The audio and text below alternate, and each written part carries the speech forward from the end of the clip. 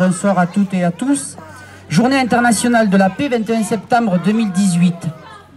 Je tiens tout d'abord à remercier Brigitte, Rachid et toute l'équipe du CLAE qui ont préparé cette fin d'après-midi. Que la paix soit sur toutes les personnes et toutes les nations de la Terre.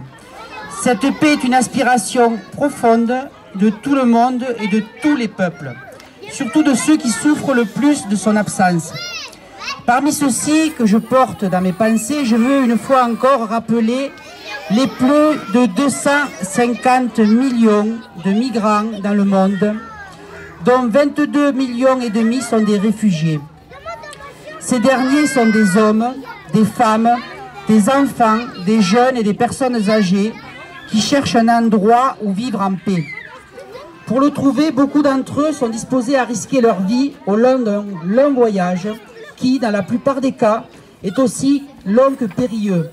Ils sont disposés à subir la fatigue et les souffrances, à affronter des clôtures de barbelés et des murs dressés pour les tenir loin de leur destination.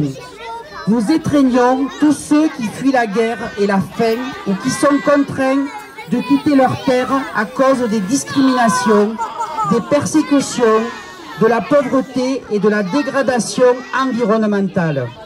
Nous sommes conscients qu'ouvrir nos cœurs à la souffrance des autres ne suffit pas. Il y aura beaucoup à faire.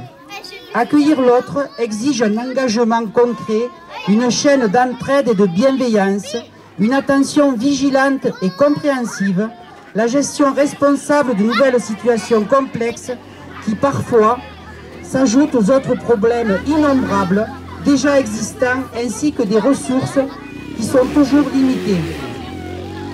Les gouvernants sauront accueillir, promouvoir, protéger et intégrer en établissant des dispositions pratiques. Je voudrais cette année, pour la Journée internationale de la paix, vous rappeler les paroles de Jean Jaurès.